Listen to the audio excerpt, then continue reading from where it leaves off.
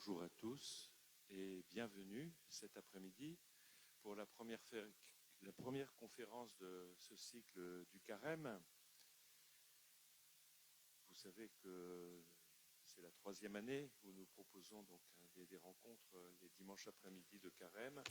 Et cette année, en parlant avec le conseil de la paroisse les uns les autres, on a pensé que ce serait bien de peut-être s'inscrire dans la prolongation de ce que nous propose le Saint-Père, c'est-à-dire de nous consacrer un peu plus particulièrement cette année au thème de la prière qui, en tant que chrétiens, nous touche directement et nous touche tous. Et je suis particulièrement heureux de recevoir aujourd'hui pour cette première conférence sœur Emmanuelle Biotto, qui est une sœur qui vit en ermite dans le diocèse de Valence, dans la Drôme, dans le Vercors. Elle vous en parlera peut-être pendant sa présentation. Peut-être certains d'entre vous la connaissent-ils, surtout si vous êtes abonné à la revue Prions en Église, où sœur Emmanuelle donne de sa plume assez régulièrement. Voilà. Alors le premier thème, la première conférence, consacrée à la prière, appel au désert, donc qui correspond bien à la vocation érémitique de sœur Emmanuelle. Et ma sœur, je veux vraiment vous remercier d'être venue de la Drôme jusque dans cette contrée perdue de Vincennes, pour parler de votre expérience et puis de ce que vous avez vécu dans le domaine de la prière. Je souhaite aussi remercier Catherine Boutet, qui a été en quelque sorte maîtresse d'œuvre de ce cycle de conférences cette année. Elle y a consacré beaucoup de temps, beaucoup d'elle-même, et je pense que grâce à elle, nous allons vivre un temps fort et une belle expérience. Peut-être un peu trop parlé. Je vous laisse la parole, ma sœur. Nous écouterons sœur Emmanuelle pendant environ 40-45 minutes, peut-être un petit peu plus. Et ensuite, si les uns et les autres, vous souhaitez intervenir, poser des questions, comme les autres années, bien entendu, ce sera possible. Merci beaucoup. Bonjour à vous tous. Voilà, donc aujourd'hui la thématique c'était désert et prière, ce qui correspond aussi au premier dimanche de Carême et à l'évangile du jour. Alors le désert est associé au temps liturgique du Carême, envisagé comme une grande retraite préparatoire à l'événement pascal, tout particulièrement pour les catéchumènes mais aussi pour tous les chrétiens. Alors saint Benoît au 5e, 6e siècle parle d'attendre la Sainte Pâque dans la joie du désir spirituel. Et cette expression fait sortir un petit peu et très loin de la présentation tristounette du carême. Bon, souvent on fait une figure de carême, une gueule de carême, on disait autrefois. Bon, et là ça donne tout un élan. Alors si saint Benoît parle du carême comme un temps de préparation à la Sainte Pâque, il en parle aussi en termes de reprise.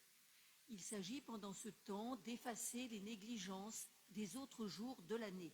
C'est-à-dire que tout le monde a fait cette expérience qu'il est difficile de rester centré sur le Seigneur, de rester fidèle à la prière, à une régularité dans la prière, à une profondeur. Voilà. Et donc le temps du carême, c'est ce temps où à la fois on attend et on se reprend, à la fois où le désir est tendu et aussi on essaye de se remettre dans une dynamique de prière, on essaye de se recentrer. Alors Benoît va proposer des moyens concrets. Alors s'adonner de façon plus régulière, plus fervente à la prière, à la lecture de l'Écriture, favoriser le silence intérieur et renoncer au bavardage ou à toute parole qui n'est pas très utile. Et il propose d'offrir en plus un plus dans ces domaines-là, c'est-à-dire un peu plus de temps pour la prière, un peu plus une attention au silence. Et puis, bon, on pourrait ajouter aussi des éléments que dont Benoît ne parle pas, par exemple. On peut être plus attentif à autrui, avoir une meilleure régulation et utilisation des médias, d'Internet, enfin, un certain nombre de pratiques qui montrent une différence entre ce temps-là et les autres. Et puis surtout, ce temps-là peut être l'occasion d'une souplesse qui nous amène à consentir à ce qui nous advient. Et dans ce consentement, il y a une forme de silence intérieur qui est importante pour la prière. J'y reviendrai. Alors tout ça, ça ne va pas sans combat spirituel. Autre thématique très présente pendant le temps du carême, comme le dit l'évangile d'aujourd'hui et comme tous les évangiles du premier dimanche de carême, que ce soit Marc, Luc ou Matthieu, le disent. Alors l'enjeu, parce que c'est important, c'est de laisser fructifier les dons de Dieu déjà reçus dans la Pâque du Christ, déjà reçus au baptême. Sans oublier que ce laisser-faire, c'est quand même un laisser-faire actif, c'est-à-dire que Dieu attend notre coopération. Alors ces deux aspects de reprise et de préparation, on va les retrouver dans les textes de l'Écriture que j'ai choisi de vous présenter. Ce n'est pas exhaustif, mais c'est des textes que vous pourrez reprendre en votre particulier et dont vous pourrez nourrir vos temps de prière et votre réflexion aussi. Donc la question qui parcourt tout cet exposé, c'est quel lien entre le désert et la prière, comment le désert peut-il favoriser la prière? Donc sachant que la notion de désert, ce n'est pas uniquement un lieu géographique pour amateurs de sensations inédites, mais que c'est une réalité que nous pouvons expérimenter dans notre vie de tous les jours, en ville, à la campagne. Alors parmi nos déserts, il y a des déserts choisis, quand nous choisissons de nous mettre à l'écart pour une journée de retraite ou pour un temps un peu plus long. Un choix qui peut être mu par l'esprit ou par la curiosité ou même par une certaine imprudence parce qu'on se dit tiens j'ai envie de vivre ce temps de silence et puis après on est affronté à un certain nombre de choses dont je parlerai plus tard. On se dit tiens. Alors peu importe les motivations d'une certaine façon et là je voudrais vous citer un petit passage de Cassien. Cassien, c'est un moine du 5e siècle qui dit que les gens qui partent au désert, quand il s'agit de gens qui veulent y vivre longtemps, mais c'est pareil pour tout le monde, il y a 3 types de motivations. Et ces 3 types de motivations, on peut aller au désert mu par l'esprit, conduit par l'esprit. On peut aller au désert parce qu'on est attiré par un maître spirituel, ou bien on peut aller au désert pour fuir. Et vous savez que parmi les pères du désert, il y en avait un qui a été très célèbre et qui était un ancien brigand. Il était là d'abord il est arrivé là pour fuir la justice qu'il avait aux trousses. Et Cassien note que peu importe les motivations pour lesquelles on se retire, pour lesquelles on est en retrait, parce que dans les 3 cas, il a vu des gens se transformer. Et on peut être, ce qu'il dit, un très bon moine, ou on peut être un très bon chrétien, que l'on se retire au désert par fuite ou par peur du monde, ou qu'on se retire mu par l'esprit. Tout dépend ce qu'on fait de cette réalité-là. Alors, dans le cas de Jésus et de l'évangile de ce matin, vous avez vu que Jésus est poussé au désert et jeté au désert. Alors, la formulation de Marc est nettement plus violente que celle de Luc ou de Matthieu, qui disent que Jésus est conduit. Donc vous voyez, il y a même une variation dans les évangiles et une approche différente de cette réalité. Donc voilà, pour les déserts choisis ou les déserts où l'on est conduit. Et puis il y a tous nos déserts subis, dans lesquels on distingue mal l'action de l'esprit. Parmi ces déserts, vous avez l'isolement, l'incompréhension, le rejet, le sentiment d'abandon, l'aridité spirituelle, le mal-être, qui sont des formes de désert. Mais quel que soit le type de désert, ce que nous dit l'Écriture, il peut refleurir sous l'action de l'esprit et donner des fruits. Donc voilà un petit peu mon introduction. Donc mon propos va se composer de 3 grandes parties. Que nous dit la Bible du désert? Que nous dit la tradition spirituelle sur ce même lieu? Et pourquoi le lien entre désert et prière? Alors, qu'est-ce que l'Écriture nous... Voilà, ça va? C'était pas audible? Ça va? Ça va? Alors, qu'est-ce que la Bible nous dit du désert? Alors en hébreu, le désert, ça se dit midbar. Alors, tout le monde n'est pas d'accord sur l'étymologie, mais on peut le lire ainsi, c'est le lieu de la parole. Hein. Il y a la racine d'avar, qui est la racine de la parole. Et ce mot de midbar oriente vers le désert comme lieu de l'écoute de la parole de Dieu. Et c'est quelque chose qui est très emblématique. Alors, dans la Bible, le désert est un lieu emblématique qui est associé à des connotations positives et des connotations négatives. Quoi qu'il en soit, le désert, c'est un lieu où on passe, ce n'est pas un lieu où on s'installe. Et ça aussi, c'est quelque chose d'important.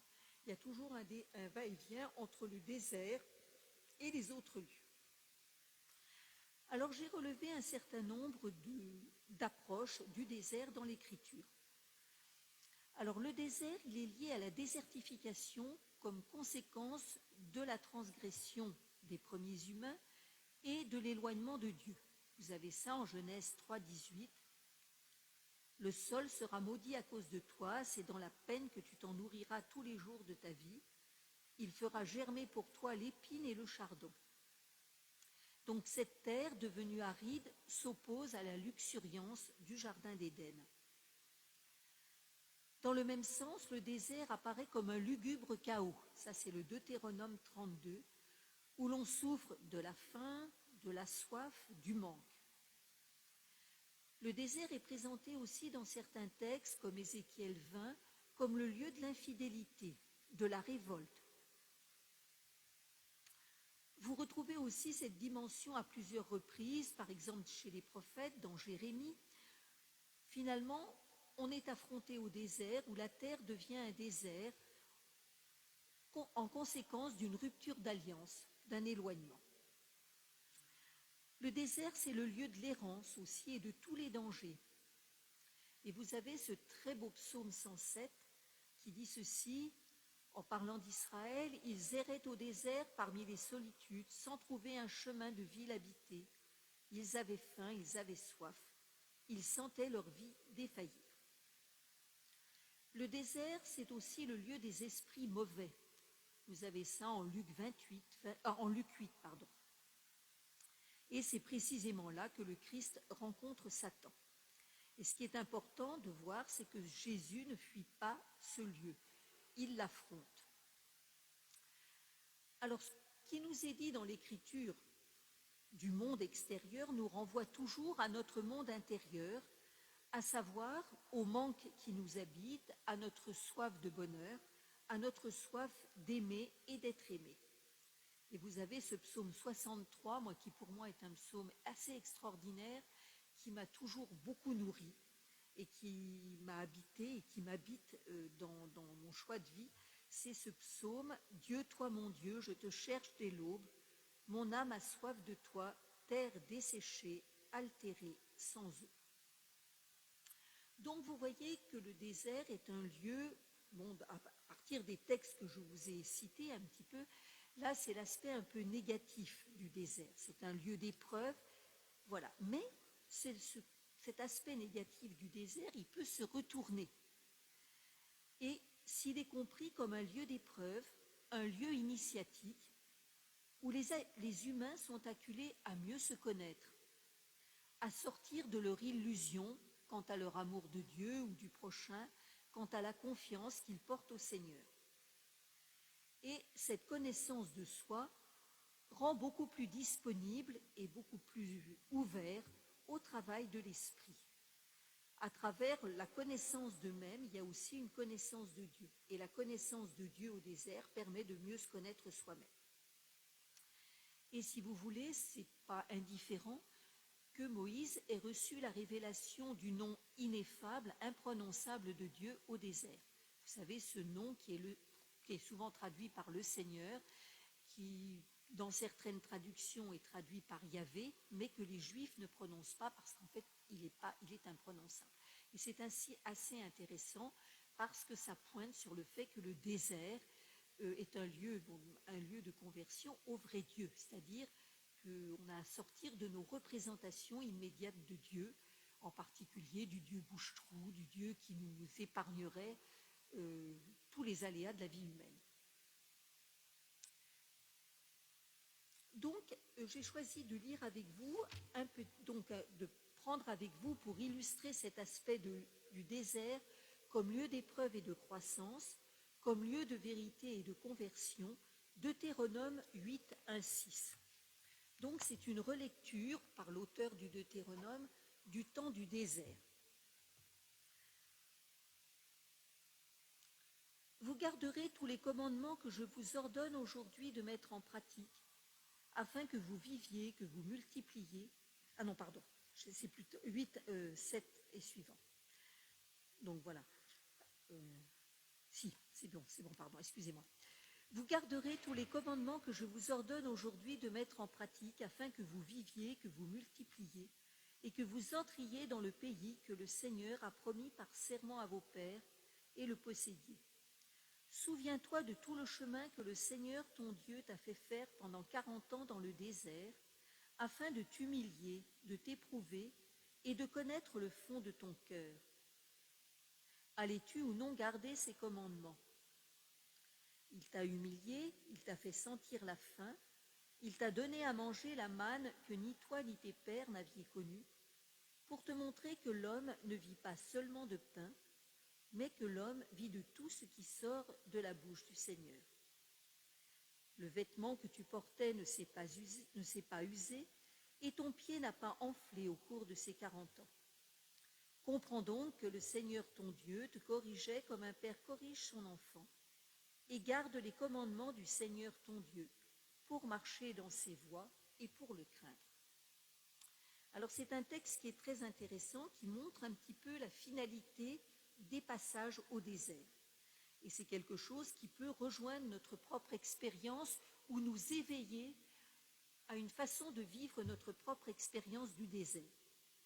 Donc on voit ici que le désert, il y a une finalité dans ce texte, passer par le désert, le Seigneur dit, pour te mettre dans la pauvreté, pour t'humilier. Alors, t'humilier, c'est pas très agréable, mais sauf si on se souvient que humilité a quelque chose à voir avec l'humus et avec notre vérité humaine, avec notre vérité de terreux, comme dit le chapitre 1 de la Genèse. Donc, il s'agit de nous mettre dans cette situation, j'expliquerai un petit peu après, de connaître ce qu'il y a dans le cœur de l'homme, ce qui est caché, parce qu'un lieu d'épreuve fait souvent remonter un certain nombre de choses, et puis de faire passer à autre chose, c'est-à-dire reconnaître que l'homme ne vit pas seulement de pain, mais qu'il vit de tout ce qui sort de la bouche du Seigneur, c'est-à-dire te faire un pas de côté et te faire découvrir le rôle de la parole dans ta vie. Et puis te faire découvrir qui est le Seigneur ton Dieu, c'est-à-dire qu'il fait ton éducation et que ce que le Seigneur te donne à vivre, c'est de l'ordre de quelque chose d'éducatif qui est orienté vers une croissance.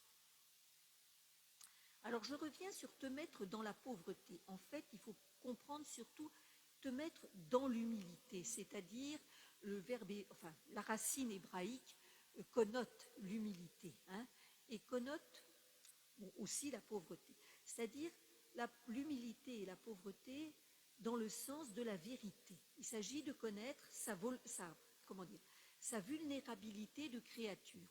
Et le désert est le lieu par excellence où l'autosuffisance se craquelle. Souvent, on croit pouvoir se passer de Dieu, se passer des autres, se passer de pas mal de choses.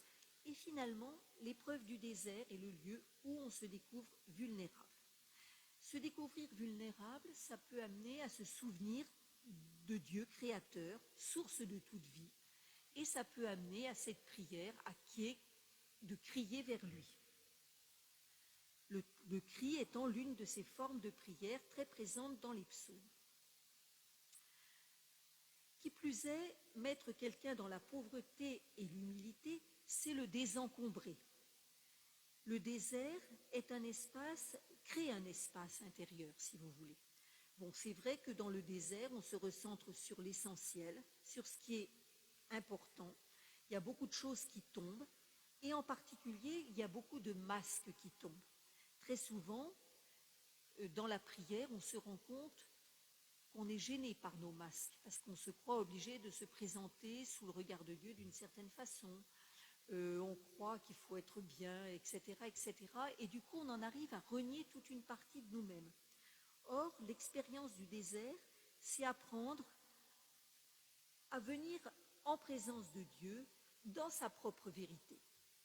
Et vous avez un verset de psaume, moi, qui m'a toujours énormément parlé en ce sens, c'est dans le psaume 85, où il est dit qu'amour et vérité se rencontrent. Et l'amour de Dieu nous rencontre dans notre vérité.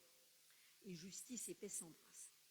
Là où nous sommes vrais, finalement, l'Esprit peut œuvrer. L'Esprit qui est amour répandu en nos cœurs et l'Esprit qui murmure en nos cœurs, Abba Père. Donc vous voyez cette importance du désert. Le désert, c'est apprendre à être tel qu'on est. Donc ça implique une certaine connaissance de soi qui va de pair avec la connaissance de Dieu, d'un Dieu qui conduit, éduque, d'un Dieu qu'on ne peut asservir à ses propres besoins non plus. Ce n'est pas le Dieu de mes besoins, ce n'est pas ce Dieu que je peux manipuler. Voilà, on découvre aussi un Dieu qui écoute. C'est la suite du psaume 107. Et il criait vers le Seigneur dans la détresse, et lui, il leur répondait. Alors, je vais voir combien j'ai de temps encore. Oui, ça va. Alors, donc, vous aviez ce chapitre qui est très emblématique du sens que peuvent revêtir le désert dans nos vies. Et puis, vous avez des chapitres extrêmement importants à partir du chapitre 15 de l'Exode, 15-22, et puis toute la suite du livre de l'Exode. Ces chapitres mettent en valeur à la fois l'aspect préparation et reprise pendant la traversée du désert. Alors, j'en dis un mot, je ne vais pas vous lire tous ces chapitres parce qu'on en aurait pour trop longtemps, je déborderai le temps imparti. Je rappelle simplement un peu le contenu de ces chapitres. Dans ces chapitres, vous avez d'abord, c'est après les cantiques de victoire chantés par Moïse et Myriam, sa sœur, et toutes les femmes. Ils chantent ce cantique de victoire parce qu'ils sont sortis de la terre d'esclavage, parce qu'ils ont passé la mer Rouge. Bon, voilà, ils sont sauvés. Mais on va s'apercevoir que malgré cette expérience, la confiance en Dieu n'est pas vraiment au rendez-vous. Et pendant ces 40 ans passés au désert, vous avez un certain nombre d'épisodes qui sont très intéressants pour notre sujet. Vous avez l'épisode de Mara, où Israël est assoiffé au désert et va tomber d'abord sur des eaux amères et va murmurer contre le Seigneur. Cette expérience des eaux amères, elle peut nous renvoyer à notre réalité. Dès qu'on dure dans la prière, dès qu'on accepte de se confronter à ces zones d'ombre, on va les rencontrer, cette amertume. Et puis vous avez l'épisode de la manne, alors je reviendrai dessus, donc je passe, l'eau de Massa et de Mériba, et puis un épisode sur lequel je reviendrai, c'est le combat contre Amalek.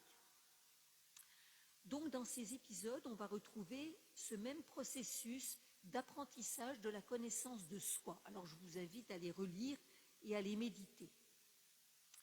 Et dans ces passages, on se rend compte que le cœur humain, notre cœur, est habité par des peurs, par la difficulté à gérer la frustration, à gérer l'attente, que notre cœur est habité par des fausses images de Dieu, un Dieu qui intéresse davantage pour ses dons que pour lui-même.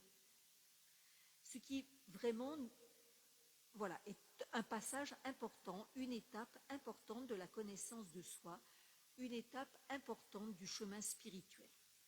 D'où l'importance d'affronter et de se réserver des moments de désert dans sa vie. Alors ce périple, il va connaître une étape essentielle, celle du don de la loi, de la Torah. Alors très souvent, on envisage la loi de façon législative, mais c'est partir de travers. Bon, il faut se rappeler que le mot hébreu, la Torah, est construit sur la racine yara, qui est la racine qui signifie jeter de l'eau, c'est-à-dire jeter de l'eau pour féconder une terre aride, jeter de l'eau pour faire croître, pour faire pousser des fruits de vie. Et c'est quelque chose qui est tout à fait important, parce qu'il s'agit de faire fructifier les fruits de la liberté toute neuve d'Israël, de parfaire son chemin de libération qui a été commencé avec le passage de la mer Rouge. Parce qu'il Il ne suffisait pas, et dans nos vies, on se rend compte qu'il ne suffit pas d'être libéré de certaines addictions ou d'être libéré de certains esclavages, qu'après il s'agit d'orienter nos forces vives qui sont libérées. Bon, pour Israël libéré de l'esclavage, libéré des travaux forcés, qu'est-ce qu'il va faire de toutes ces forces vives? Il va falloir les ordonner, les orienter, les canaliser, les investir dans une édification de soi et une édification du peuple. Et effectivement, le temps du passage, le temps du don de la loi, ça va être un moment important où le peuple va apprendre à se constituer non seulement comme personne, mais comme peuple, c'est-à-dire un peuple respectueux des plus pauvres, parce que c'est une pierre de touche.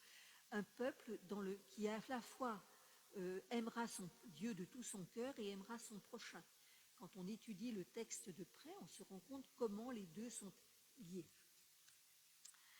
Et ce passage au désert, donc les tentations, le don de la loi, c'est donc une préparation à l'entrée en terre de la promesse.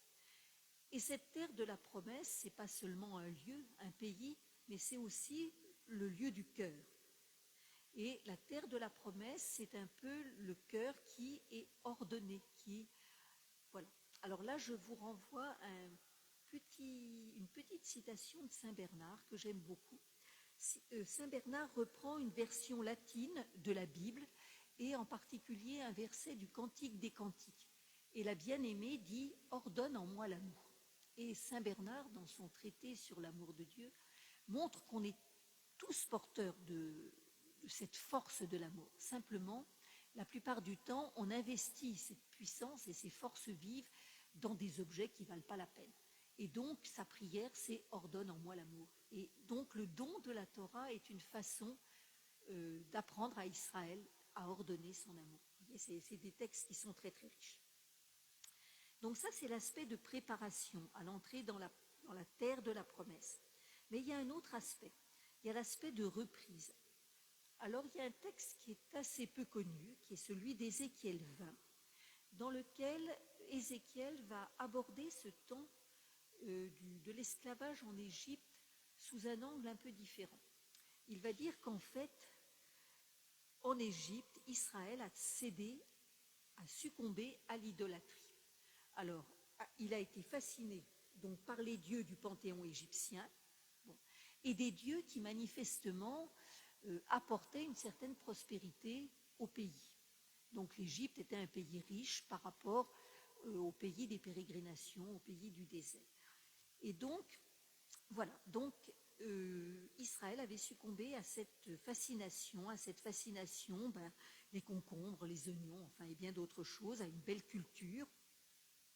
Et donc ce temps du désert, ça va être un recentrage sur vraiment, ça va être un recentrage sur Dieu, le vrai Dieu, c'est-à-dire ne pas mettre des relatifs à la place de l'absolu. C'est vraiment se recentrer par rapport à ce Dieu qui est un Dieu ineffable, qui est un Dieu qui nous déroute, qui est un Dieu sur lequel on ne peut pas mettre la main et qu'on ne peut pas manipuler. Donc voilà pour le deuxième point sur le désert. Un troisième point dans l'Écriture qui est assez intéressant, à mon avis, c'est le lieu du combat spirituel et de la transformation. Alors, vous avez un passage qui est le combat contre Amalek. Donc, c'est au chapitre 17 de l'Exode. Je ne vais peut-être pas vous le lire parce que ça prendrait trop de temps. Et dans ce chapitre-là, alors pour les commentateurs juifs, il y a un combat entre Amalek et Israël. Moïse est sur la montagne et il prie pour la victoire du peuple. Quand il a les mains levées, le peuple est victorieux. Quand il baisse les mains, le peuple est, perd et opprimé. Et ce texte a été lu par la tradition juive et c'est quelque chose d'intéressant et qui peut nous faire réfléchir dans nos déserts aussi, montre qu'en fait ce combat arrive juste après une question qui est « Dieu est-il avec nous, oui ou non ?» Alors, c'est vrai que le doute dans nos vies, il est légitime et c'est normal de douter. Mais il y a un moment où le doute est vraiment la porte ouverte à la tentation. C'est aussi quelque chose qu'apprend le désert. Voilà. Et de fait, dans le désert, on apprend à gérer cette tentation. Et ce qui est intéressant, donc, c'est que ce qui assure la victoire contre le mal, contre oui, tout ce qui peut nous assaillir, c'est vraiment la prière. Là, ça passe par la prière de Moïse. Ce qui est aussi intéressant parce qu'on se rend compte de la richesse de la communion des saints. Il y a des moments où Moïse, c'est trop lourd pour lui, il est soutenu par Our et Aaron. Donc je vous conseille de relire ce texte-là. Donc on voit comment le désert est un lieu, vraiment un passage obligé pour Israël, pour Jésus aussi, puisqu'il va au désert pour y être tenté et pour nous-mêmes. La tentation, ce n'est pas forcément quelque chose de négatif. Chez les pères du désert, il y a un petit apophthegme qui dit « supprime la tentation et personne ne sera sauvé ». C'est-à-dire que si on n'a pas de tentation, ça veut dire qu'on se laisse vivre. Finalement, dès qu'on essaye de répondre au Seigneur, il y a automatiquement des tentations. C'est dès qu'on essaye de rentrer en soi-même et d'être présent à soi-même et présent à Dieu, on rencontre la tentation. Donc, ce passage au désert est important, y compris pour Jésus, et j'ai trouvé j'aime beaucoup la version de Marc sur les tentations. Il ne donne pas le contenu des tentations, mais par contre, il fait ressortir un travail d'unification. Et ce travail d'unification, pour moi, est signifié par Jésus, servi par les anges et les bêtes sauvages. D'une certaine façon, ça peut nous dire que grâce à ce type de traversée, nous pouvons accéder pleinement à notre humanité avec sa part de divin et sa part d'animalité. Vous voyez, c'est un travail où tout notre être finit par apprendre à se rassembler. Il y a une transformation qui se vit au désert. Alors, autre transformation, le désert, par exemple, Élie va être conduit au désert à plusieurs reprises, d'abord au torrent du Kérit, et puis après au Sinaï, donc c'est 1 Roi 17-19.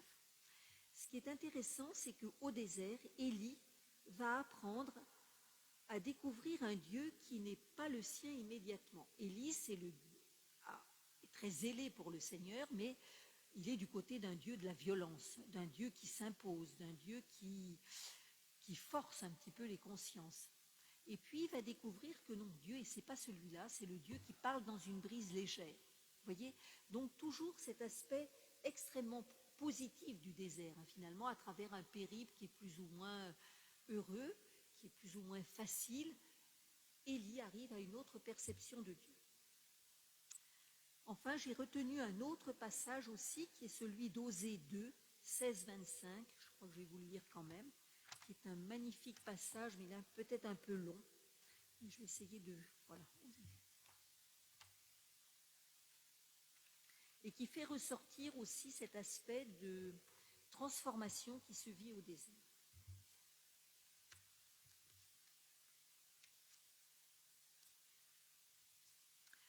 Alors, il parle d'Israël. Alors, c'est dit en termes de sponsalité. L'alliance entre Dieu et Israël est vue en termes sponsales, c'est-à-dire l'épouse, l'époux. Donc, il parle de son épouse infidèle, donc d'Israël. C'est pourquoi je vais la séduire, je la conduirai au désert et je parlerai à son cœur. Là, je lui rendrai ses vignobles et je ferai du Val d'Achor une porte d'espérance. Là, elle répondra comme au jour de sa jeunesse, comme au jour où elle montait du pays d'Égypte. Voilà. Et donc, je ne vais pas tout vous lire, mais ce petit passage est aussi emblématique de ce qui se joue au désert, c'est-à-dire une alliance renouvelée, un cœur à cœur, un amour. Vous voyez ? Et c'est un passage de transformation. Parce que, l'épouse, elle s'était, dispersée, elle courait après ses amants, ses Baals, c'est-à-dire des dieux étrangers, des dieux qui, pour elle, étaient des dieux du pays, c'est-à-dire des dieux qui donnent l'abondance de la moisson, des dieux qui, etc. Et elle a redécouvert le Dieu du désert, ce Dieu qui parle à son cœur. Donc là, voilà. Et enfin, un autre point par rapport au désert dans la Bible, le désert est vraiment le lieu par excellence de la rencontre, le lieu du cœur à cœur. Alors on vient déjà de le voir avec Osée, et je vous ai déjà évoqué ça avec Exode 4, où Moïse rencontre Dieu dans le buisson ardent, par-delà le désert, alors qu'il s'enfonce dans le désert. Voilà, on retrouve aussi ce même aspect de rencontre en ce qui concerne Jésus. À plusieurs reprises, l'Évangile nous dit « Il se retirait dans les lieux déserts et il priait ». Vous avez ça en Luc 5, 16, en Marc 1, 35. Bon, Jésus, dans Marc 1, 35, Jésus a enseigné à la synagogue, il a chassé des démons, guéri des malades. Le lendemain, il se lève avant l'aube pour se rendre dans un endroit désert. Donc le désert comme lieu du cœur à cœur et comme lieu de ressourcement profond.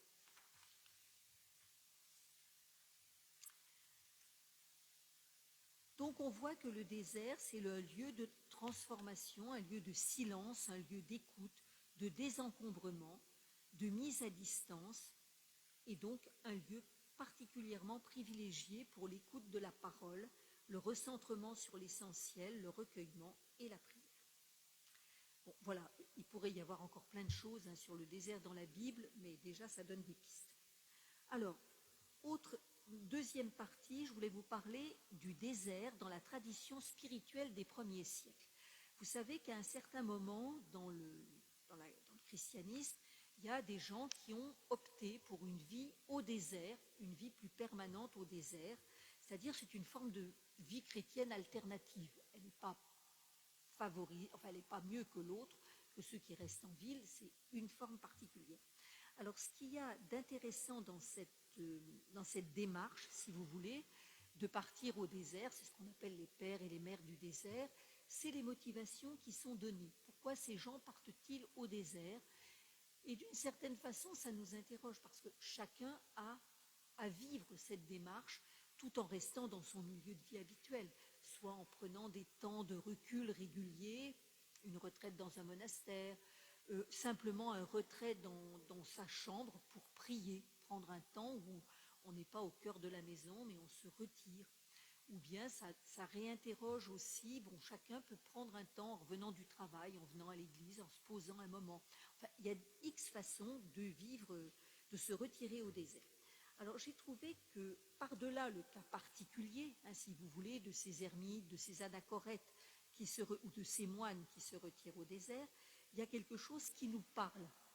Et qui nous parle peut-être plus que d'autres époques de la spiritualité, parce que c'est vraiment une démarche qui est assez dépouillée, qui va à l'essentiel. Et en ce sens, c'est très parlant.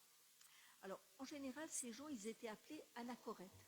Et quand on les appelle anachorètes, on met l'accent sur l'aspect rupture avec la vie quotidienne, avec la vie habituelle de tout le monde.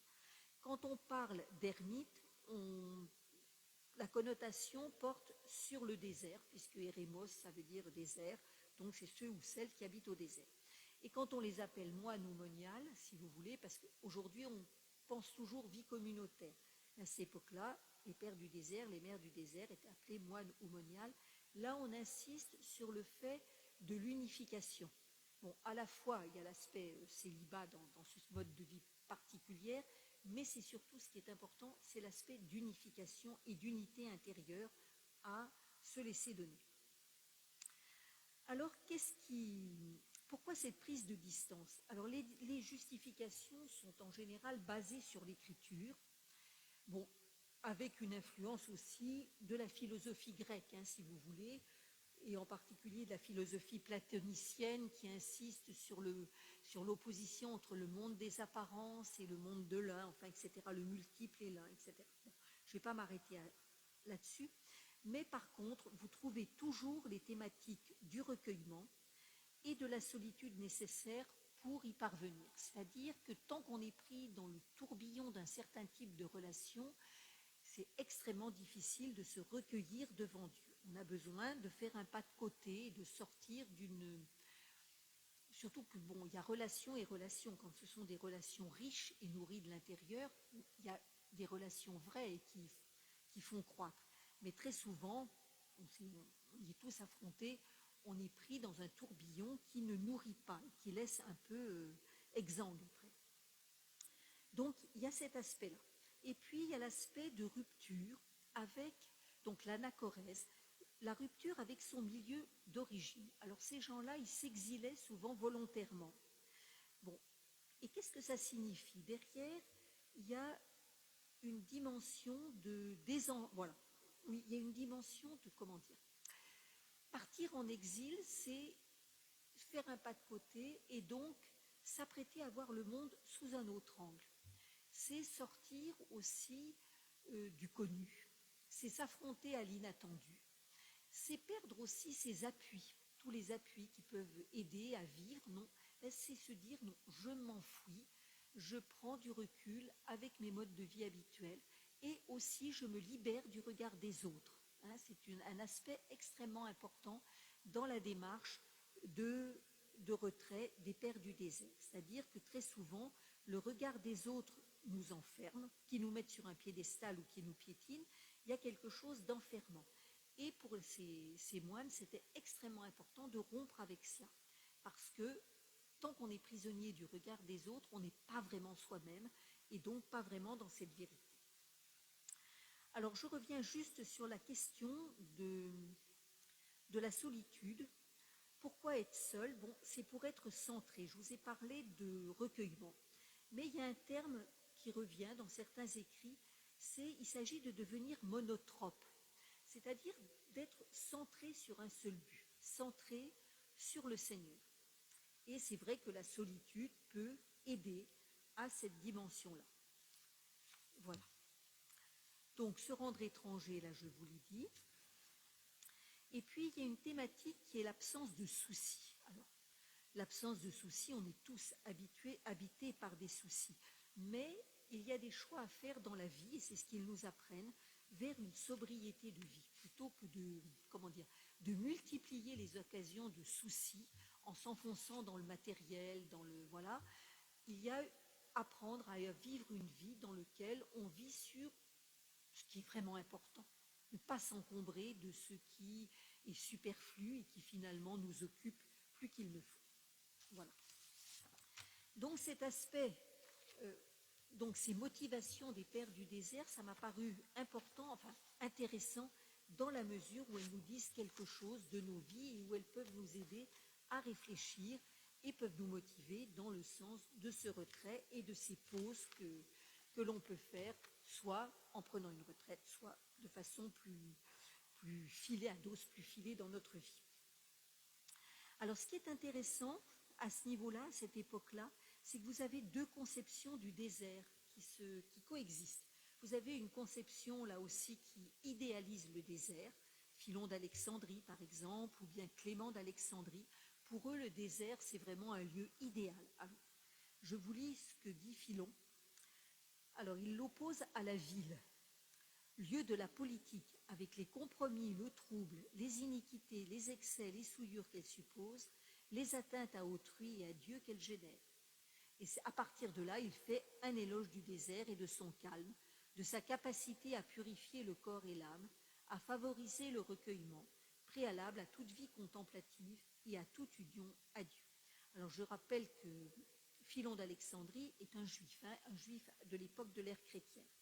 Et vous avez des choses à peu près semblables chez Saint Basile, chez Grégoire de Nazianze aussi. Donc ça, c'est l'aspect approche positive du désert et coexiste une approche qui vient des milieux plutôt égyptiens. Et cette approche-là, vous la trouvez dans la vie d'Antoine, qui a été écrite par saint Athanase d'Alexandrie. Et pour les Égyptiens, le désert, c'était le lieu de la terre rouge, le lieu des démons. Et donc, pour eux, c'était le lieu où on s'affrontait au mal. Et en s'affrontant au mal, on le faisait réguler parce qu'on amenait le nom du Christ, la lumière du Christ. Ça, c'est toujours quelque chose. Alors, chacun dans notre vie, on peut être amené à expérimenter l'un aspect ou l'autre. Et souvent, on passe de l'un à l'autre et indéfiniment. Voilà. C'est ça qui est. Bon, voilà. Alors, ma dernière partie, parce que je ne veux pas m'étendre, pourquoi le lien entre désert et prière? Alors, le désert, donc, je l'ai déjà dit, mais je le reprends parce que c'est un peu une façon de faire une synthèse. Le désert favorise donc le silence et le retour à soi-même. Vous avez une très belle expression, en particulier chez Saint Grégoire le Grand, qui invite à habiter avec soi-même. Habiter avec soi-même, c'est-à-dire c'est être conscient de ce qu'on vit. C'est ne pas surfer sur notre vie en passant d'un truc à l'autre sans jamais se poser, sans jamais relire ce qu'on a vécu, sans jamais... Voilà. Et on sait très bien que tous, ça nous arrive d'être absents à nous-mêmes, de ne pas être conscients non plus de ce qui nous traverse, c'est-à-dire d'émotions, des pensées qui nous traversent.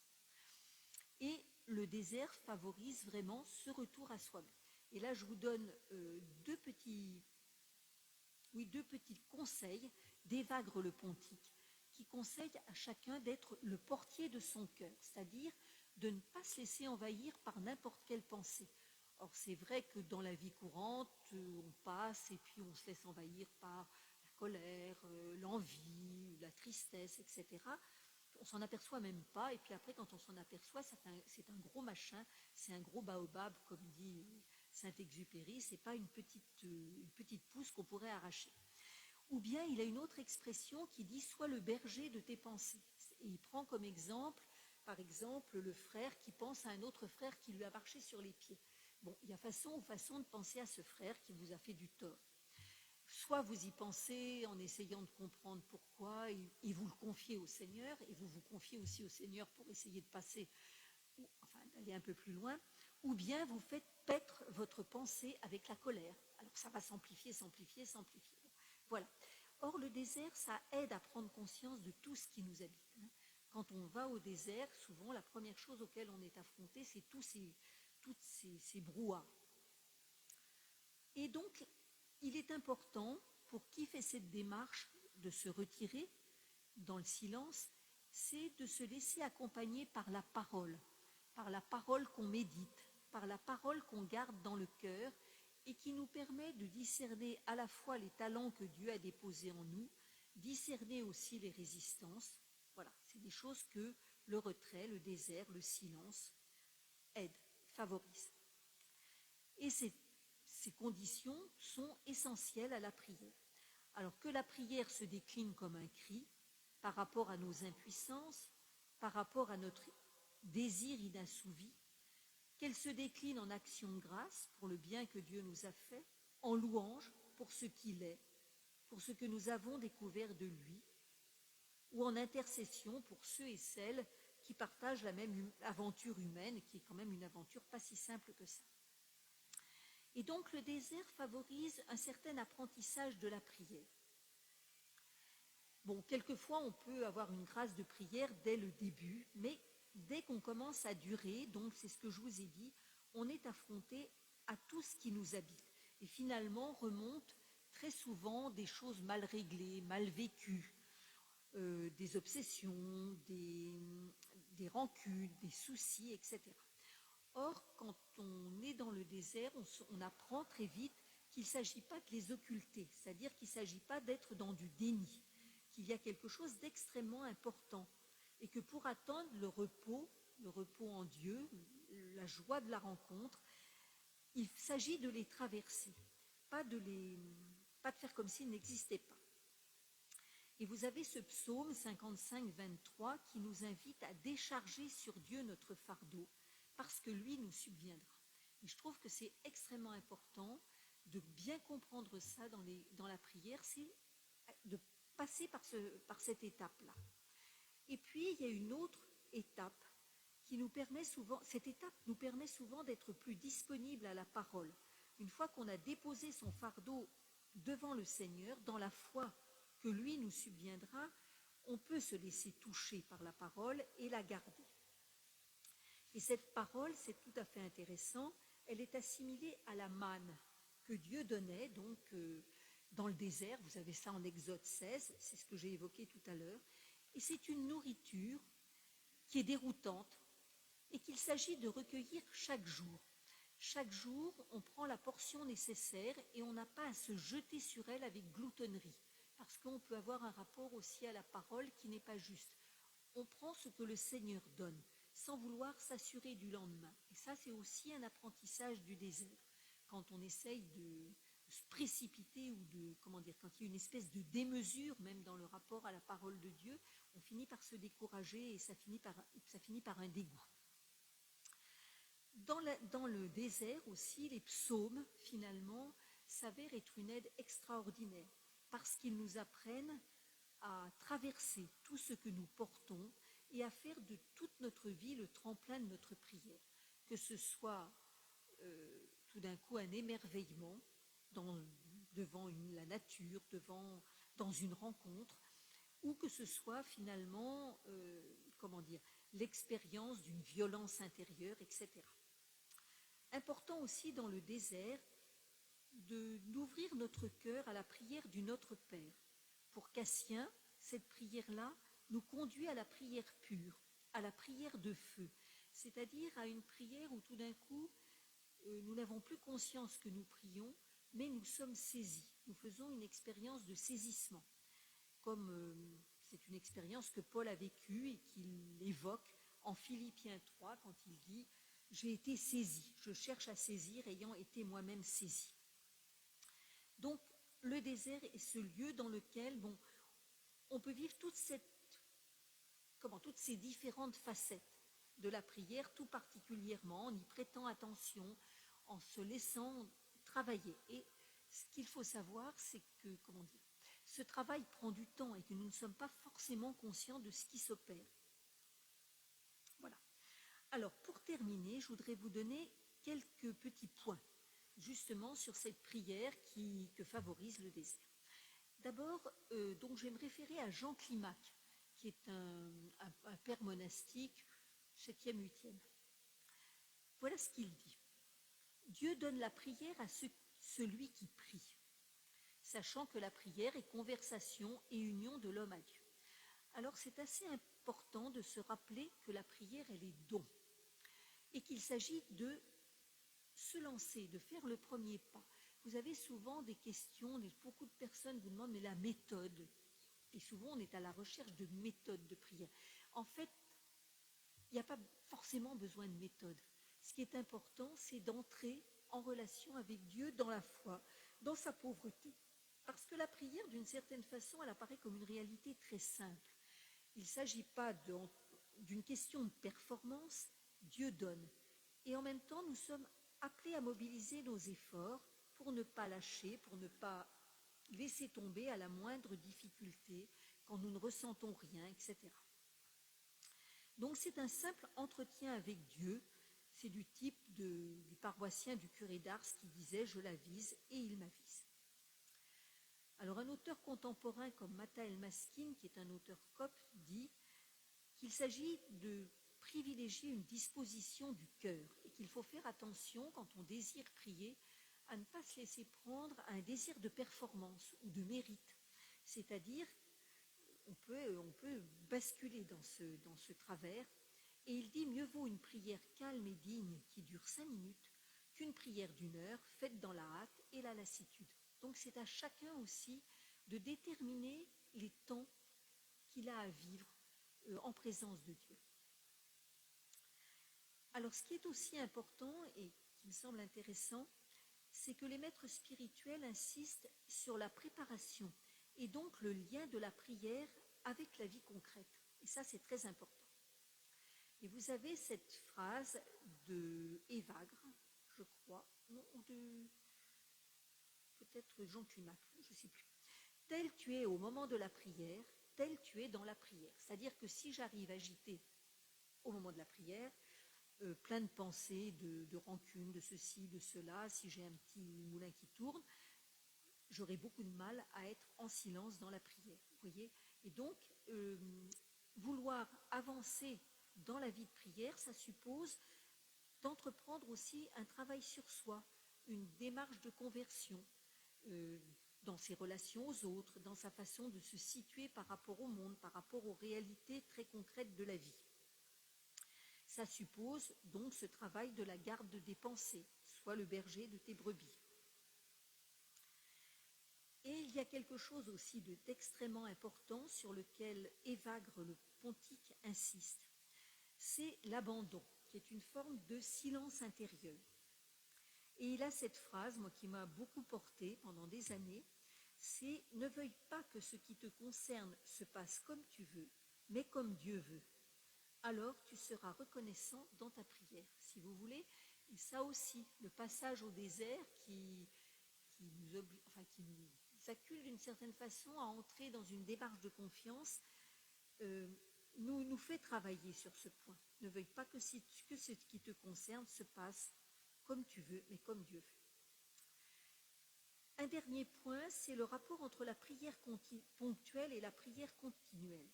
En fait, en Saint Paul exhorte tous les chrétiens à prier sans cesse. Il ne s'adresse pas simplement à des spécialistes, entre guillemets, de la prière ou des soi-disant spécialistes, mais il dit, voilà, prier sans cesse. Alors, bon, c'est vraiment une question qui peut qui peut interroger. Et en particulier, Augustin était en relation avec une dame qui s'appelait Proba, qui était une patricienne avec en charge de tas de domaines, de trucs. Alors, comment faire pour prier sans cesse? Et Augustin va lui dire, ton désir, c'est ta prière. C'est-à-dire que les moments de prière ponctuels, les moments dans lesquels on se retire au désert et où on se met en présence de Dieu très consciemment, etc., et où on se laisse conduire, c'est des moments qui embrasent le désir ou peut l'embraser, nous fortifient dans notre foi. Et c'est ces moments-là qui vont petit à petit irriguer notre faire, nos actions, nos relations, etc. Et donc, pour terminer, je voudrais simplement vous lire un petit passage donc, de Mata el-Maskin. Alors, le père Mata el-Maskin, c'est un moine copte, donc ce que je vous ai dit tout à l'heure, qui a remis en valeur un monastère qui périclitait et qui s'appelait dans le Wadi Natroun, donc en Égypte. C'est un monastère qui est assez intéressant. Bon, je ne vais pas m'étendre là-dessus. Et ce qu'il dit, voilà ce qu'il dit. Transformé en cette même image, la prière fréquente transforme l'homme au plus profond de son être. La prière fréquente à laquelle on s'adonne aux diverses heures du jour et de la nuit, auxquelles l'Église nous invite à prier, comme aussi à chaque fois que l'on se sent poussé par l'Esprit Saint à prier, à temps et à contre-temps, est un moyen des plus efficaces de nous transformer. Et ça, je crois que c'est extrêmement important. Et donc, vous voyez, quand il parle de ces moments où l'on prie, on s'adonne à divers moments à la prière. Et s'adonner à la prière, ça suppose de se mettre en retrait, d'accepter une entrée au désert, hein, si vous voulez, c'est une entrée dans le secret de sa chambre. On prie le Seigneur dans le secret, donc on se met à l'écart pour prier. Alors, lorsqu'on prie souvent, de jour et de nuit, une vingtaine, une trentaine de fois, à chaque fois que l'Esprit nous inspire des paroles d'amour, ne serait-ce que pendant 5 minutes ou même une seule minute, cette prière assidue opère au plus profond de notre mentalité, de notre cœur, de notre caractère et de notre comportement un changement fondamental. De celui-ci, nous ne prenons pas facilement conscience nous-mêmes, mais toute personne proche de nous peut aisément le remarquer en nous. Lorsqu'on regarde le Christ avec persévérance dans la prière, son image mystique et invisible s'imprime secrètement en notre être intérieur. Nous recevons alors ses qualités, c'est-à-dire le reflet de sa bonté et de sa douceur infinie et la lumière de sa face. Je terminerai là-dessus parce que je trouve que c'est un très beau texte. Voilà. Donc, prier souvent, prier sans cesse, c'est laisser monter vers Dieu des paroles d'amour, des paroles de... Voilà. Et c'est laisser croître son désir. Voilà. Si vous avez des questions... Voilà. Merci beaucoup, ma sœur, pour cet exposé très, très étendu avec de nombreuses références bibliques, patristiques. Vous nous avez donné du grain à moudre pour avancer dans notre propre vie de prière. On a un micro qui peut se déplacer dans notre assemblée si tel ou tel souhaite poser des questions. Moi, j'avais peut-être une petite question à vous poser. J'espère qu'elle n'est pas indiscrète. Voilà, vous menez, comme on l'a dit, une vie d'ermite dans la Drôme. Est-ce qu'il y a eu un moment dans votre vie où vous avez ressenti de manière plus particulière cette nécessité de se confronter au désert? Et est-ce que vous pourriez peut-être nous en dire un petit mot? Oui, alors si vous voulez, moi, la question du désert, elle est liée finalement à un moment de rencontre avec Dieu et de conversion, si vous voulez. Bon, j'avais tout laissé tomber dans ma jeunesse, si vous voulez, et à un moment, j'étais en réflexion, j'ai pris du recul par rapport à ma vie, et je suis partie, j'ai marché, etc. Et vraiment, il y a eu un moment de très difficile où je me suis beaucoup remise en question dans cette démarche. Et je suis arrivée à un point, un jour, bon, tout en lisant l'écriture, etc., il y a eu une rencontre avec le Seigneur dans cette dimension. Je me souviens très bien où c'était dans des montagnes du côté de l'Odève, et il y a eu vraiment un point de rencontre. Et c'est vrai que cette dimension-là m'a toujours habité. Bon, après, je me suis sentie appelée à la vie monastique, bon, que je voyais comme une vie solitaire et que j'ai découvert comme vie communautaire, si vous voulez. Bon, je ne connaissais pas les diverses possibles, donc je suis rentrée dans une vie communautaire. Mais cette dimension de désert et de cœur à cœur, alors ça fait un peu romantique, mais pour moi ça dit quelque chose quand même, m'a toujours habité, si vous voulez. Et pour moi, elle est liée à un retrait. Bon, alors pour d'autres, elle peut ne pas être liée à ce type de retrait, si vous voulez. Il y a des gens qui vivent exactement la même chose, mais dans un autre contexte. Simplement parce que peut-être j'ai tendance à m'intéresser à beaucoup de choses et peut-être à trop de choses, ou à papillonner, si vous voulez. Pour moi, cette dimension-là et ce que j'avais vécu là est resté fondateur et j'ai eu envie d'en vivre pleinement. Voilà, c'est pour ça.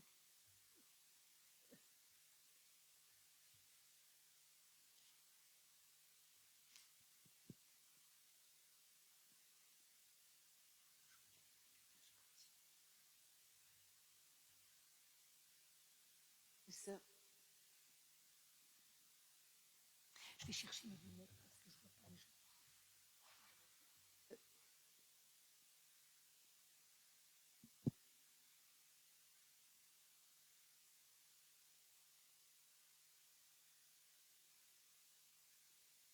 Une question très naïve après votre exposé si passionnant.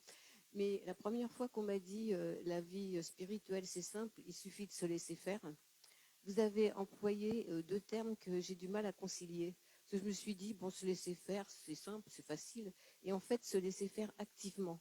Oui. Et moi, j'ai du mal à concilier ces deux termes parce que je me dis, où on se laisse faire, où on agit.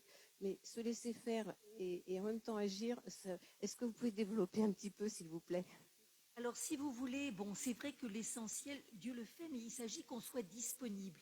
Et notre agir, c'est de consentir à ce qui se passe, vous voyez, beaucoup. Et c'est poser aussi des actes, répondre, si vous voulez, quand on sent que le Seigneur nous travaille sur un certain point, on peut se dire, oh ben, de toute façon, je ne bouge pas, etc. Dieu fait tout, vous voyez. Alors qu'il s'agit de répondre, Dieu nous appelle à répondre, on est responsable de notre vie. Vous voyez. Bon, je prends un exemple peut-être. Ce qui est intéressant, j'avais travaillé ça dans la règle de Saint-Benoît, et puis bon, c'est une expérience qui est la nôtre. Bon, la règle de Saint-Benoît insiste beaucoup, si tu veux, tu peux. Bon. Or, on n'est plus du tout dans le même contexte, et aujourd'hui, on a plus, ben non, il y a des choses où on ne peut pas. Bon. Et justement, mais on dit, bon ben non, je peux pas changer, j'ai toujours été comme ça, et le Seigneur m'aime comme ça. Bon, alors, l'un risque de nous faire tomber dans le volontarisme et pas toujours juste. Il y a effectivement des choses, je ne peux pas, et bon, peut-être que le Seigneur fera quelque chose, mais moi j'ai aussi à m'y prêter, si vous voulez. Par exemple, moi je me souviens très bien de certaines personnes disant, bon, je dis du mal des autres, mais je ne peux pas m'en empêcher. Peut-être qu'il y a à travailler là-dessus, vous voyez. Bon, il y a quelque chose à une certaine profondeur qui est le travail de Dieu, qui est justement laisser s'imprégner la bonté de Dieu en nous. Et ça, c'est quelque chose, bon, ça suppose aussi la guérison de certaines blessures, la guérison de certaines peurs, tout ça. C'est vraiment le travail de l'esprit au plus profond du cœur. Mais en même temps, moi, j'ai peut-être aussi à être attentif à poser certains actes. Vous voyez, je prends un exemple un peu bête peut-être, mais moi qui me dit quelque chose aussi. Bon, je peux, c'est ça, être passivement, se laisser faire et en même temps être actif. Vous voyez, je ne sais pas si je suis claire. Bon, d'accord. Voilà.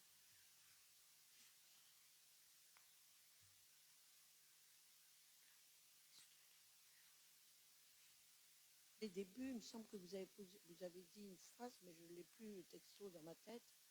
Vous avez dit je vis en ermite, mais pas seulement, comme si vous aviez d'autres lieux. La preuve, c'est que vous êtes parmi nous et on vous entend quelquefois à la radio. Donc, en fait, cette vie d'ermite, elle correspond peut-être à ce que chacun doit un petit peu aspirer, c'est-à-dire des temps de silence, de relecture et des temps où on doit faire avec le monde. Comment vous le vivez alors, ça ? Alors, si vous voulez, alors il y a beaucoup de clichés par rapport aux ermites. En général, on voit quelqu'un dans une forêt, pas très propre, voilà, etc. L'ermite barbu, voilà, un peu limite, voilà. En fait, l'érémitisme, quand on regarde les pères du désert, il y avait énormément de tonalités, si vous voulez. Et vous avez un apophthegme que j'aime beaucoup. Enfin, je vais vous citer un peu de mémoire, c'est dommage parce que je vais un peu l'abîmer, mais certains disaient, bon, Abraham était hospitalier et Dieu était avec lui. Élie aimait le désert et Dieu était avec lui. Le troisième aimait ceci et Dieu était avec lui. Donc ce que tu vois que ton cœur désire, fais-le. C'est-à-dire que la vie érémitique, bon, il y a une forme, c'est vrai qu'il y a d'abord un aspect de solitude et de vie solitaire, mais ça n'exclut pas à certains moments des moments de rencontre, vous voyez. Et c'est finalement, effectivement, tout le monde a à gérer, si vous voulez, l'aspect rencontre et l'aspect solitude. Alors, à des degrés qui correspondent à sa grâce propre. Il y a certaines personnes qui se ressourcent et qui vivent vraiment leur journée dans dans la proximité d'autrui, etc. D'autres ont besoin, au contraire, de plus de solitude et de silence très concret, à la fois extérieur et intérieur. Bon, et de temps en temps, c'est pas incompatible, si vous voulez. Voilà, c'est d'apprendre chacun à essayer de voir comment articuler le désert parce que le désert, tout le monde y est appelé la relation à l'autre, et tout le monde y est appelé aussi, si vous voulez. Alors, je crois que l'exemple, c'est le Christ vit à la fois, il se retirait à des moments, il se retirait dans des endroits déserts pour prier, mais en même temps, il était complètement près des autres. Alors, la vie érémitique, c'est simplement, bon, peut-être, c'est à la fois un appel, à la fois un type de tempérament ou un type de personnalité, vous voyez, qui fait que vous favorisez plus la solitude. Moi, quand on me dit, bon, il n'y a pas de relation, si, il y a des relations, il y a une inversion, si vous voulez. Moi, je dirais qu'il y a une inversion quantité-qualité. Enfin, c'est comme ça que je le vis depuis que je suis en ermitage. Je me rends compte que j'ai moins de relations, mais elles sont de très belle qualité. Vous voyez? Alors, je ne sais pas si je réponds à votre question. Hein? Pardon? J'entends pas là. Juste un petit rajout. Vous répondez à des appels ou c'est vous qui les sollicitez par Ah vos non, je ne les sollicite pas, je réponds. Voilà. Voilà.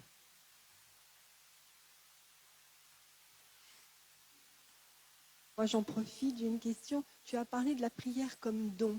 Oui, Donc, il y a une rencontre. Donc, il faut se disposer. En fait, c'est comme une disposition voilà, au don, voilà, la prière. oui. Tu peux nous en dire un petit peu plus? Alors la disposition au don, c'est-à-dire, comment dire, oui, c'est se disposer par toute sa vie comment dire, à être en relation avec Dieu, à l'écouter. Ça relève, la disposition, elle relève à la fois de ce que j'ai dit, enfin ce que j'ai évoqué, c'est-à-dire tel tu es avant ta prière, tel tu es dedans. Bon, ça c'est un aspect, mais se disposer au don de Dieu, c'est aussi se disposer dans la foi, se libérer aussi simplement du je ne prie que quand j'ai envie de prier ou je ne prie que quand je ressens quelque chose. Non, prier, c'est entrer dans cette démarche c'est un acte de foi qui est apposé, et voilà, Dieu donne la prière à celui qui prie. Enfin, je ne sais pas si je suis claire ou si ça se mord un peu la Oui, queue. oui, oui, oui. Voilà. Merci.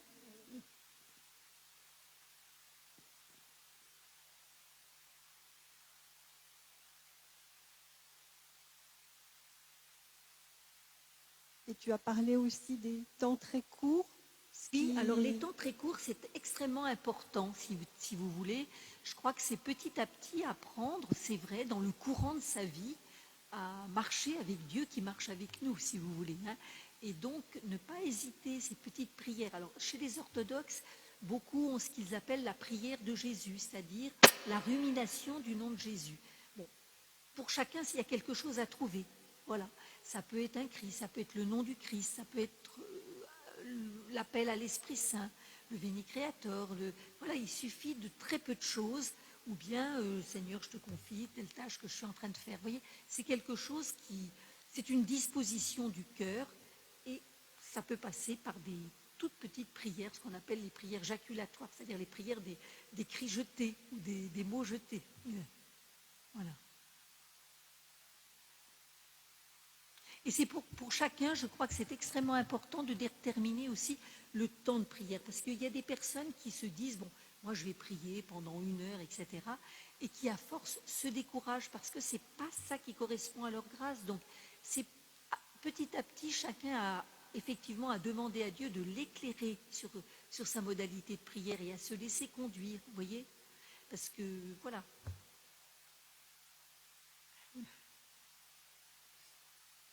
Une question peut-être pour Sœur Emmanuel.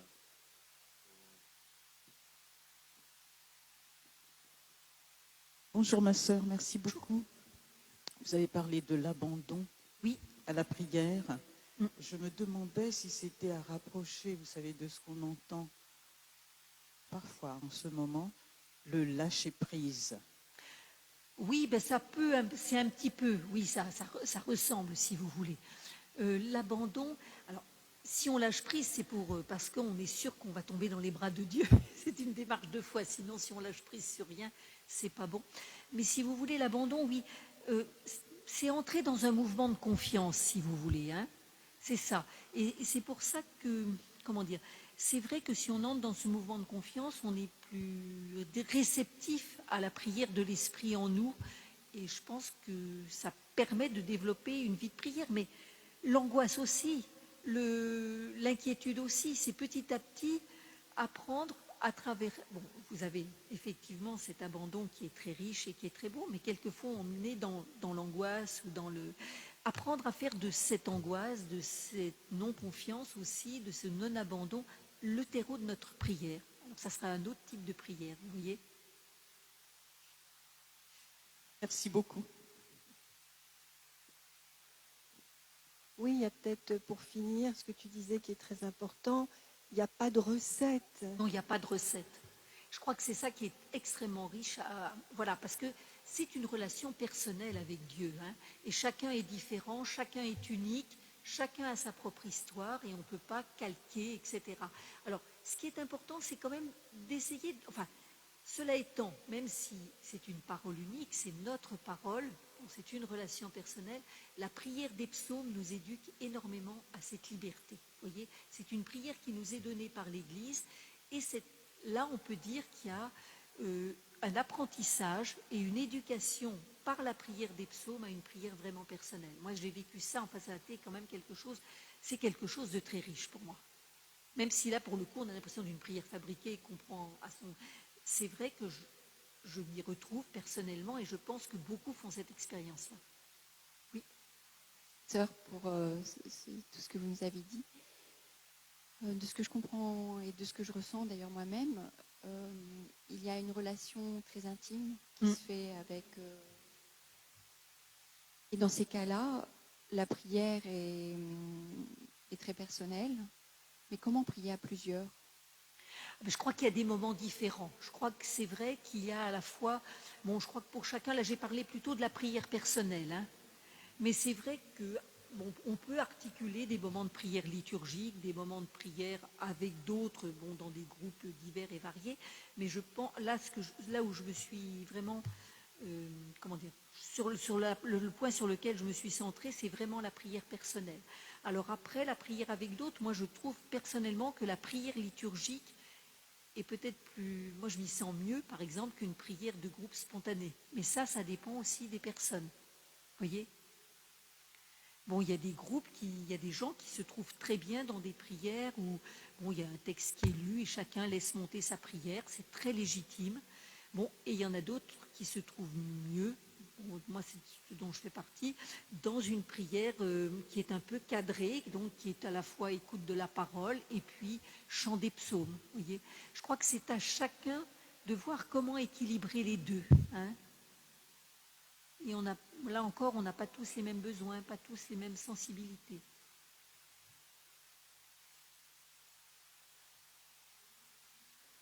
Hein?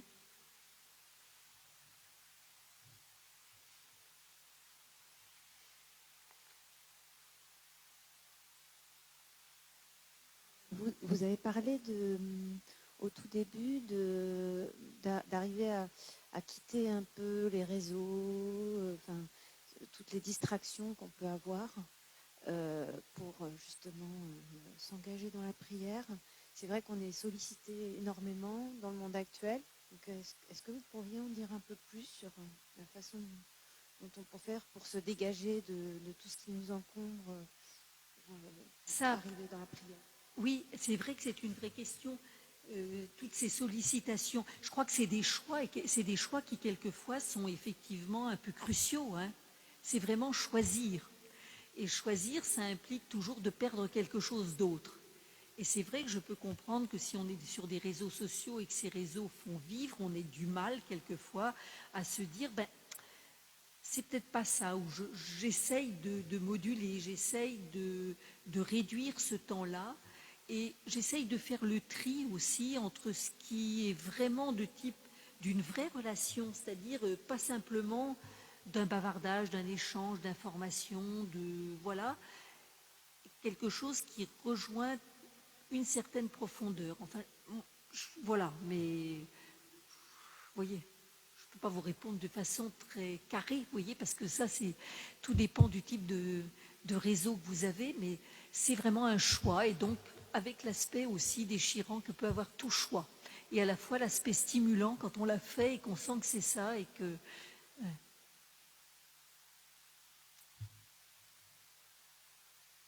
Merci beaucoup, ma sœur. Nous avons été bien nourris par votre présentation. J'espère que cela motivera tous ceux qui sont venus à continuer de poursuivre le parcours dans les semaines à venir et d'autres de se joindre à nous. Merci aussi d'être venus de si loin pour venir nous parler cet après-midi.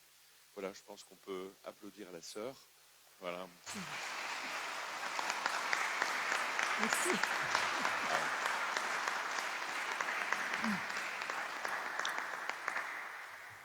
Une belle fois, merci à Catherine aussi de s'être si généreusement donnée là pour nous réunir cet après-midi. Et je vous souhaite à tous une bonne soirée.